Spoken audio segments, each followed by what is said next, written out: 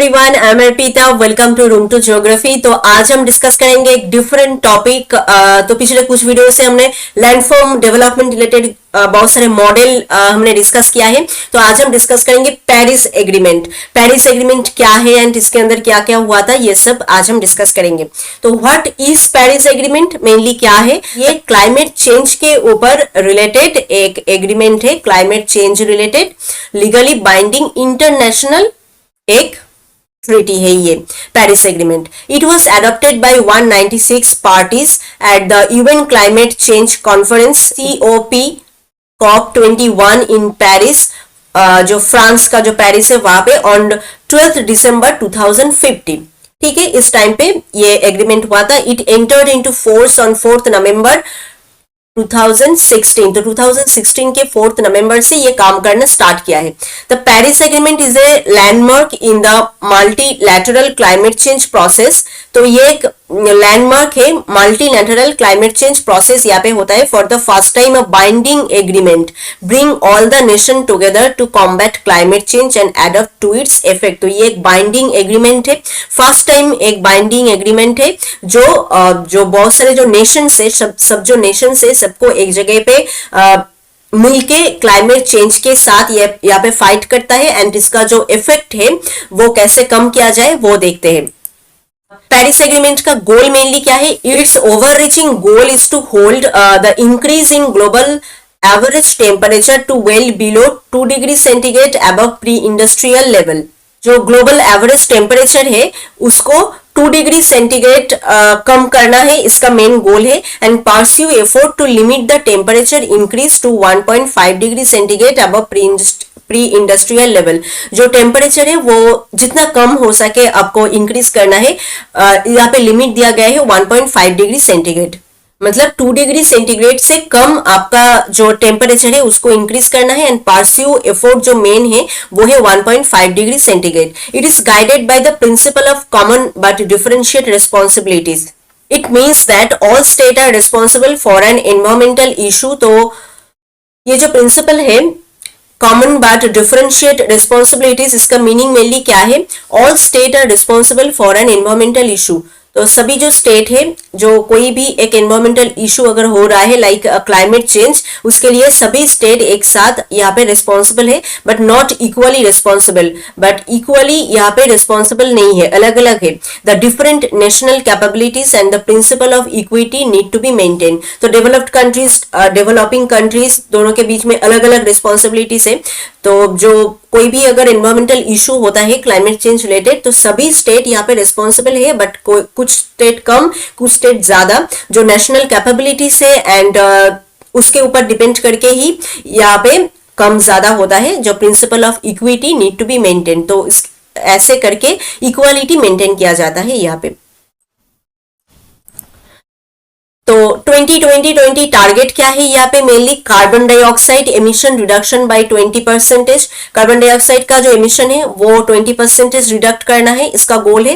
Work on increase in the renewable energy market share by 20%। Renewable जो energy है उसको increase करना है 20%। Target to increase energy efficiency by 20%। जो energy efficiency है उनको भी इंक्रीज करना है 20%। तो ये 2020 टारगेट है उस पेरिस एग्रीमेंट का। हाउ पेरिस एग्रीमेंट जो है COP21 वर्क्स, ये कैसे कम करता है? The Paris agreement work on A 5 year cycle. 5 year के बाद ये जो एग्रीमेंट है ये रिन्यू होता है एंड देखा जाता है क्या क्या हुआ है इसके अंदर काम वगैरह। तो 5 ईयर एक सर्कल है। Increasingly ambition climate action carried out by countries. के अंदर जो कंट्रीज है वो कैसे क्लाइमेट एक्शन रिलेटेड ये सब काम कर रहा है वो देखना है। By 2020 countries submit their plan for climate action known as nationally determined contribution. तो ये क्या है ये हम डिस्कस करेंगे अभी।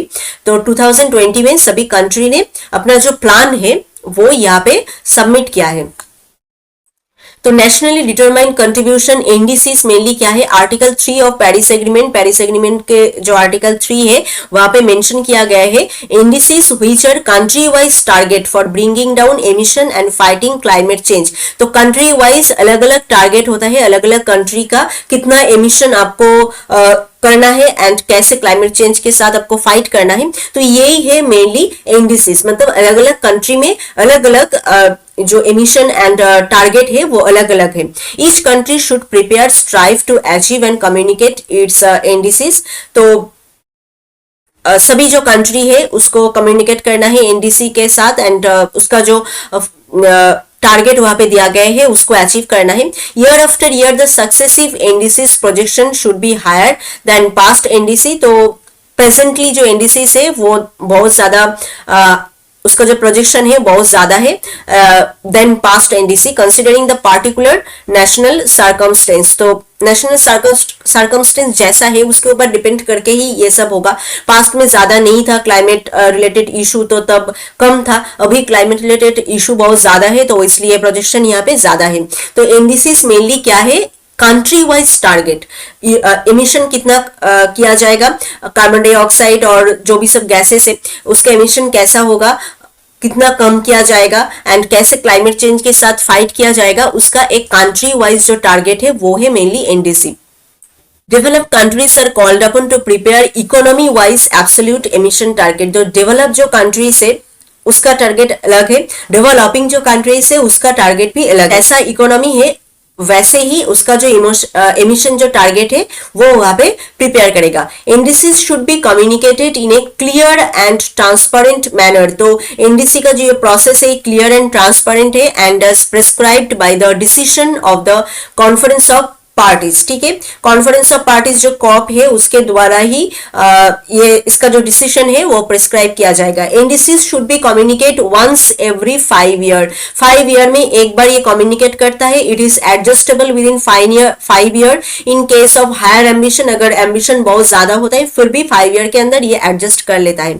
Each countries NDC should be recorded in a public registry by the secretariat. तो सभी अलग अलग जो कंट्री है सबका अलग अलग एनडीसी है, वो पब्लिक रजिस्ट्री यहाँ पे बनाएगा एंड उसके अंदर अपना जो काम है वो रिकॉर्ड करेगा। ठीक है, proper accounting of emission should be done to present comparable and consistent data. तो प्रॉपर अकाउंटिंग होना चाहिए, डेटा जो यहाँ पे होगा इस रजिस्ट्री के अंदर वो भी ठीक ठाक प्रॉपर होना चाहिए। Double counting should be avoided. Double counting avoid करना है, मतलब सेम चीज बार बार हो जाना है यहाँ पे, तो वो सब यहाँ पे अवॉइड करना है। The parties can utilise international transfer of mitigation outcome to meet their NDCs. It shall be a voluntary process. तो इंटरनेशनल जो ट्रांसफर जो मिटिगेशन है उसको भी पार्टी यूटिलाइज कर सकता है। तो नेशनली डिटरमाइंड कंट्रीब्यूशन मेनली क्या है, अलग अलग कंट्री में अलग अलग एनडीसी से एंड उसका टारगेट एंड जो एमिशन कितना होगा कम ज्यादा, उसका टारगेट भी अलग अलग कंट्री में अलग अलग है एंड अलग अलग कंट्री अपना एक अलग से रजिस्ट्री बनाएगा, उसके अंदर अपना डेटा जो है पूरा सबमिट करेगा। डेटा ठीक ठाक हो, प्रॉपर हो, वो उसको देखना है एंड 5 ईयर्स में एक बार ये सब एनडीसी एक जगह पे मिलता है एंड अपना जो काम है वो करता है, कम्युनिकेट करता है एक दूसरे के साथ। तो कंट्री वाइज ही अलग अलग होता है। डेवलप्ड कंट्री में वो जो है डेवलप कंट्री जो है वो अपना इकोनॉमी वाइज कैसा है उसके ऊपर एमिशन का जो टारगेट है वो बनाएगा। तो ये है NDCs. Aim of the Paris agreement. Paris agreement का मेन एम क्या है, एक तो एमिशन कितना होगा वो यहाँ पे दिया गया है, वो एक मेन एम है। The objective are drafted keeping in mind the urgent tackling of climate change and ensuring a sustainable poverty free future. तो क्लाइमेट जैसे चेंज हो रहा है उसको टैकल करना एक मेन काम है एंड सस्टेनेबल मैनेजमेंट ये भी एक इंपॉर्टेंट चीज है। पॉवर्टी फ्री फ्यूचर बनाना ये एक एम है इसका। Restricting the rise in global mean temperature to below 2 degree centigrade. Global mean temperature 2 degree से ज्यादा नहीं होगा, इस जगह पे 2 डिग्री में रेस्ट्रिक्ट किया गया है, यहाँ पे प्रेफरेबली बिलो 1.5 डिग्री सेंटीग्रेड, अगर हो सकता है तो 1.5 डिग्री सेंटीग्रेड की कम अगर कम किया जाए तो अच्छा है। The vision is to reduce the risk and impact of climate change. तो मेन विजन क्या है यहाँ पे, क्लाइमेट चेंज का जो इम्पैक्ट है उसको रिड्यूस करना, improve resilience and reduce green house gas emission to ensure adaptability. Green house gas emission इसको रिड्यूस करना, ये एक इंपॉर्टेंट चीज है। This target seeks to balance any adverse impact on food production. इसके वजह से फूड प्रोडक्शन जो है उसके ऊपर एडवर्स इंपैक्ट हो रहा है, ग्रीन हाउस गैस ये सब बढ़ने के वजह से। Ensure low cost financing for building climate resilience. तो फिनेंस के बारे में भी यहाँ पे लो कॉस्ट फाइनेंसिंग के बारे में कहा गया है। तो ये सब एम है mainly sustainable poverty free future banana, and जो क्लाइमेट जैसे चेंज हो रहा है, जो गैसेस निकल रहा है ग्रीन हाउस गैस एमिशन, ये सब कम करना, ये है मेन इसका aim. Key element of the Paris climate agreement. तो पेरिस क्लाइमेट एग्रीमेंट का मेन एलिमेंट क्या क्या है? एक है mitigation. Each party has a legal obligation to develop, announce, uphold NDC and pursue domestic action to accomplish it.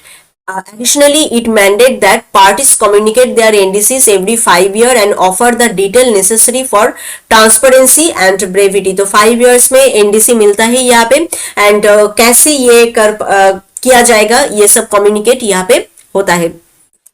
Next क्या है? Reducing emission. तो हमने कहा है यहाँ पे लिमिट दिया गया है 1.5 डिग्री, इससे ज्यादा इंक्रीज नहीं होना चाहिए। Transparency, implementation and compliance. Paris agreement depend करता है किसके ऊपर? स्ट्रॉन्ग अकाउंटिंग एंड ट्रांसपेरेंसी, मतलब ट्रांसपेरेंट एक सिस्टम है, सब कुछ ठीक ठाक होना चाहिए, प्रॉपर होना चाहिए। To provide clarity to the action, जैसे इसका जो एक्शन होगा, काम जो होगा, क्लियर हो, ठीक ठाक हो, ठीक है, फ्लेक्सिबल हो। एग्रीमेंट में ये मेंशन किया गया है एवरी पार्टी जो है अपना डेटा जो मिटिगेशन रिलेटेड है, एडेप्टेशन रिलेटेड है, वो टेक्निकली एक्सपर्ट के द्वारा रिव्यू किया जाएगा। यहाँ पे जो इंटरनेशनल टेक्निकल एक्सपर्ट है उसके द्वारा रिव्यू किया जाएगा, एंड फिर जाके यहाँ पे सब कुछ बनेगा। जैसे ये जो एग्रीमेंट है ये स्ट्रॉन्ग हो पाए एंड ट्रांसपेरेंट हो पाए, तो इसके लिए डेटा जो है, जो यहाँ पे मिलता है, वो डेटा टेक्निकल एक्सपर्ट के द्वारा यहाँ पे रिव्यू किया जाएगा, ठीक ठाक है कि नहीं। Adaptation. Paris Agreement establish a worldwide goal of adaptation, aim to increase adaptive capacity, build resilience, decrease susceptibility to climate change. Through assistant and international collaboration, it seeks to considerably strengthen national adaptation effort. तो assistance and international collaboration के द्वारा ये adaptation जो effort है इसको strong बनाना है। तो इसका मेन गोल है एडेप्ट करना, क्लाइमेट चेंज जैसा हो रहा है तो उसके साथ साथ वर्ल्ड को उसके साथ एडेप्ट करना है। कैपेसिटी कितना इंक्रीज किया जाए, एडेप्टिव कैपेसिटी, वो भी यहाँ पे देखना है। एंड क्लाइमेट चेंज का जो इफेक्ट है वो कितना डिक्रीज किया जाए वो भी यहाँ पे देखना है। लॉस एंड डैमेज, ये भी इंपॉर्टेंट है। Paris agreement acknowledges the value of preventing and dealing with loss and damage bought by the adverse effect of climate change. तो क्लाइमेट चेंज के द्वारा, क्लाइमेट चेंज का जो इफेक्ट है उसके द्वारा जितना लॉस होता है, जितना डैमेज होता है, उसको प्रिवेंट करना, ये एक इंपॉर्टेंट चीज है। including extreme weather event and slow onset event, as well as the contribution of sustainable development to lowering the risk of loss and damage. तो sustainable development के द्वारा यहाँ पे देखना है एक्सट्रीम जो वेदर इफेक्ट है उसके द्वारा जो चेंजेस हो रहा है, जो इफेक्ट हो रहा है लोगों के ऊपर, लैंड के ऊपर, क्रॉप एरिया, इन सब के ऊपर, तो उसको प्रिवेंट करना मेन काम है यहाँ पे। लॉस एंड डैमेज को प्रिवेंट करना, कम करना। Emission reduction aim and SDM management, sustainable development management, जो एमिशन है कितना रिडक्ट किया जाए एंड कैसे सस्टेनेबल डेवलपमेंट को मैनेज किया जाए। Encourages the reduction of green house gas emission, green house gas emission को रिडक्ट करना है, कम करना है, एंड सस्टेनेबल डेवलपमेंट आपको प्रमोट करना है। This is called the sustainable development mechanism. मतलब ग्रीन हाउस गैस एमिशन जितना हो सके आपको कम करना है, उसके लिए आपको इनकरेज करना है सभी कंट्री को, एंड सस्टेनेबल डेवलपमेंट इसको प्रमोट करना है। ये है main sustainable development mechanism. Incentivise the involvement of both public and private parties. तो पब्लिक जो पार्टी है एंड प्राइवेट जो पार्टी है उनको इन्वॉल्व करना है एक साथ जैसे वो अपना ये एमिशन है उसको कम कर पाए, help the host party to reduce emission, meeting and another parties emission and NDC जो होस्ट पार्टी है, जो पार्टी होस्ट कर रहा है वो अनदर सभी जो पार्टी से उसको मीटिंग में यहाँ पे लेके आए एंड सभी एनडीसीज को यहाँ पे लेके आए एंड एक साथ मिलके ये काम करे। तो मेन काम है ग्रीन हाउस गैस इसका जो एमिशन है उसको कम करना एंड सस्टेनेबल जो डेवलपमेंट है उसको प्रमोट करना एंड एमिशन को कम करने का जो इनकरेजमेंट है सभी कंट्री के अंदर देना, पब्लिक एंड प्राइवेट पार्टी सबको एक साथ इन्वॉल्व करना, जैसे सब मिलके एक साथ करके ये एमिशन कम कर पाए। Achieve global emission reduction on global scale, तो ग्लोबली एमिशन आपको रिडक्ट करना है। If emission reduction is accounted for one party NDC the same should not be reflected in another parties figure. तो emission reduction party wise NDC wise अलग अलग है। Proceed for helping other parties achieve their emission target should be utilize in developing countries for capacity building. तो अलग party जो है उसका emission target fulfil हो पाए इसके लिए आपको हेल्प भी करना है। यहाँ पे कोई एक पार्टी दूसरी पार्टी को हेल्प भी कर सकता है, मेनली डेवलपिंग कंट्रीज उसको हेल्प करना है। डेवलप्ड कंट्री ये डेवलपिंग कंट्री को हेल्प करेगा कैसे वो अपना एमिशन का टारगेट जो है फुलफिल कर पाए। एडेप्टेशन टू क्लाइमेट चेंज जैसे हो रहा है उसके साथ आपको एडेप्ट करना है लोकली, रीजनली, ग्लोबली, ठीक है, ये एक चैलेंज है obviously. The adaptation effort should be sensitive to gender difference and socio economic difference. तो ये जेंडर वाइज भी एडेप्टेशन एफर्ट अलग अलग है एंड उस एरिया का socio economic difference, socio economic condition कैसा है उसके ऊपर भी एडेप्टेशन कैपेसिटी निर्भर करता है। It should also try to combine traditional knowledge and most advanced technology for the best result. तो यहाँ पे ट्रेडिशनल जो नॉलेज है एंड एडवांस्ड टेक्नोलॉजी है दोनों को एक साथ कॉम्बाइन करके कैसे क्लाइमेट चेंज के साथ आप एडप्ट कर पाओगे वो यहाँ पे ट्राई किया गया है। Parties to the agreement should also ensure that the best practices, technology and experience are share. तो पार्टी यहाँ पे देखा है कि बेस्ट टेक्नोलॉजी एंड एक्सपीरियंस यहाँ पे शेयर किया जाए जिसके थ्रू एमिशन कम किया जाए। तो to control the loss and damage due to climate change Paris agreement put forward the following.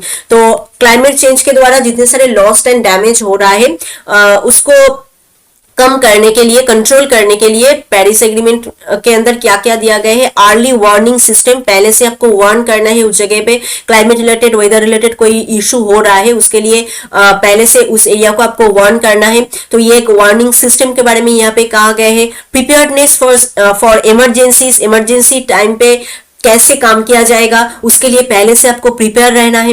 Risk assessment, कितना रिस्क हो सकता है उस जगह पे, अगर कोई weather issue, climate related issue हो जाए तो उसको पहले से आपको असेस करना है एंड उसके वाइज आपको काम करना है। रिस्क मैनेजमेंट ये भी सेम है, रिस्क जितना है उसको कैसे मैनेज किया जाए। रिसाइलियंस ऑफ लोकल कम्युनिटीज को भी इसके अंदर इंक्लूड किया जाएगा एंड ऐसे करके लॉस एंड डैमेज जो क्लाइमेट चेंज रिलेटेड हो सकता है उसको आप कंट्रोल कर सकते हो, कम कर सकते हो।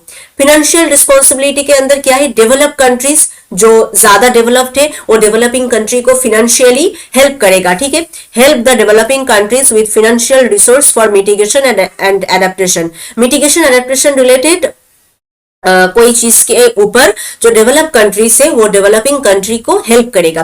Prioritise the channelling of financial resource to most affected countries like the least developed countries and island countries. तो पहले आपको प्रायोरिटी कौन से कंट्री को मिलेगा, जो लीस्ट डेवलप्ड कंट्रीज है, जो ज्यादा डेवलप नहीं है एंड जो आइलैंड कंट्रीज है, इन सब एरिया में ज्यादा करके जो क्लाइमेट इफेक्ट होता है, आइलैंड कंट्री में ज्यादा करके क्लाइमेट इफेक्ट होता है। तो फाइनेंशियल रिसोर्स इन सब एरिया में पहले मिलेगा, मतलब प्रायोरिटी होगा ये सब जो कंट्री है इसको। Develop countries resort to mobilize around $100 billion every year until 2025 to support developing countries.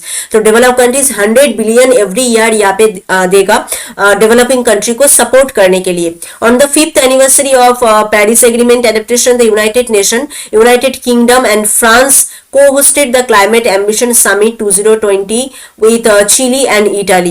तो United kingdom, United nation, France, ये सब ने चिली एंड इटली के साथ मिलके यहाँ पे क्लाइमेट एम्बिशन जो समिट है 2020 में वो यहाँ पे बनाया था। तो फिनेंशियल रिस्पॉन्सिबिलिटी के अंदर मेनली क्या है, तो मेडिकेशन, एडेप्टेशन, लॉस, डैमेज, इन सब रिलेटेड चीज में कौन किसको हेल्प करेगा? जो डेवलप कंट्री से वो डेवलपिंग कंट्री को हेल्प करेगा, एंड जो लीस्ट डेवलप कंट्री से एंड आइलैंड कंट्री से वो ज्यादा करके प्रायोरिटी यहाँ पे उसको मिलेगा। Enhance transparency framework in Paris agreement, ये एक इंपॉर्टेंट चीज है। ईटीएफ, एनहेंस ट्रांसपेरेंसी फ्रेमवर्क, जो पेरिस एग्रीमेंट के अंदर है वो मेनली क्या है? ETF under the Paris agreement build on the current solid measurement, reporting and verification system under convention which for developed countries is the green house gas inventories and the international consolation and analysis. तो ये एक main चीज है transparency framework, जिसके अंदर ये काम होता है पूरा रिपोर्ट, वेरिफिकेशन एंड जो ग्रीन हाउस गैस एमिशन का मेन इन्वेंटरीज क्या है, कौन है? Develop countries. डेवलप कंट्री में सबसे ज्यादा ग्रीन हाउस गैस एमिशन होता है, तो वो ही सबसे ज्यादा फाइनेंशियली एंड टेक्निकली हेल्प करेगा डेवलपिंग जो कंट्रीज है एंड लीस्ट डेवलपिंग जो कंट्रीज है उसको। तो ETF for action and support is a central component to the design, credibility and operation of the Paris agreement. ठीक है, ये एक सेंट्रली एक कंपोनेंट है। The framework specifies how parties to the agreement must report. तो party के agreement के अंदर जो जो पार्टी है वो कैसे रिपोर्ट पेश करेगा, कैसे ये काम प्रोग्रेस होगा, क्लाइमेट चेंज रिलेटेड जो mitigation, adaptation and measure related जो काम है वो कैसे हो पाएगा, कैसे प्रोग्रेस कर पाएगा, कैसे रिपोर्ट यहाँ पे दिया जाएगा पार्टीज के अंदर, and support provided and receive कैसे वो लिया जाएगा, ये सब इस फ्रेमवर्क के अंदर है। It also provide for international procedure for the review and evolution of this report. तो यहाँ पे इंटरनेशनल प्रोसीड्योर भी है जिसके द्वारा जो रिपोर्ट यहाँ पे आएगा वो इवोल्यूट किया जाएगा एंड उसको रिव्यू भी किया जाएगा। The transparency framework work is also an essential part of the NDC cycle. तो एनडीसी साइकिल का ये एक एसेंशियल पार्ट है, क्योंकि इसके द्वारा पूरा काम होता है पेरिस एग्रीमेंट के अंदर, कैसे सभी पार्टी अलग अलग से उसका जो प्रोग्रेस रिपोर्ट है कैसे बना रहा है, प्रोग्रेस रिपोर्ट ठीक ठाक है कि नहीं, उसको रिव्यू भी करना है, इवोल्यूट भी करना है, उसके लिए भी प्रोसीड्योर की जरूरत है। वो सब कुछ ये ट्रांसपेरेंसी जो फ्रेमवर्क है इसके अंदर है। The information gathered in line with the transparency framework is fed into the global stocktake which assess collective progress towards a long term goal. तो यहाँ से जो इंफॉर्मेशन गैदर किया जाता है सभी अलग अलग स्टेट से, एनडीसी से, वो जाता है globally and globally long term कैसे गोल बनाना चाहिए क्लाइमेट चेंज को अगर कम करना है एंड उसको मिटिगेशन, एडेप्टेशन, इसके लिए वो यहाँ पे बनाया जाता है। The outcome of the stocktake are in turn taken into account when developing nationally determined contribution. तो एनडीसी इसका आउटकम कैसा है उसको भी ठीक ठाक करने के लिए इस एनडीसी को भी डेवलप करना है यहाँ पे। तो पेरिस एग्रीमेंट में मेनली क्या क्या देखा हमने, कब पेरिस एग्रीमेंट बनाया गया था, ये एक इंपॉर्टेंट है यहाँ पे। What is Paris agreement? Mainly climate change related एक एग्रीमेंट है। क्लाइमेट चेंज को कैसे कम किया जाए, उसके साथ कैसे अडॉप्ट किया जाए, मिटिगेशन कैसे हो पाए, लॉस एंड डैमेज अगर होता है कैसे कम किया जाए, कंट्रोल कैसे किया जाए, प्रिवेंट कैसे किया जाए, ये सब रिलेटेड एक एग्रीमेंट है। अलग अलग कंट्री अलग अलग उसका टारगेट है, कितना वो एमिशन करेगा, कितना वो कंट्रोल कर पाएगा। डेवलप्ड कंट्री जो इन्वेंटरी से ग्रीन हाउस गैस का वो ज्यादा करके हेल्प करेगा, क्योंकि उस जगह पे सबसे ज्यादा ग्रीन हाउस गैस जो एमिट हो रहा है, बट इफेक्ट जो है सभी जगह पे सेम हो रहा है, तो इसलिए वो ज्यादा करके हेल्प करेगा। फाइनेंशियल रिस्पॉन्सिबिलिटीज अलग अलग है, एडेप्टेशन मेजर्स यहाँ पे कैसे लिया जाएगा, लॉस डैमेज अगर होता है तो कैसे क्या क्या प्रिपेयर होना चाहिए पहले से उस जगह को अगर कंट्रोल किया जाए, तो ये सब इंपॉर्टेंट है। गोल कैसा है इसका, जो एमिशन है उसको बिलो 2 डिग्री सेंटीग्रेड करना है एंड टारगेट क्या क्या है ये इंपॉर्टेंट है। एनडीसी क्या है जो पेरिस एग्रीमेंट के अंदर है एंड वो कैसे कम करता है। कंट्री वाइज अलग अलग एंट्री से एनडीसी है एंड कंट्री में कैसे कितना टारगेट होगा वो एनडीसी यहाँ पे डिसाइड करेगा एंड अलग अलग टारगेट होता है अलग अलग कंट्री में, क्योंकि एमिशन अलग अलग है कंट्री वाइज, तो टारगेट भी यहाँ पे अलग अलग है।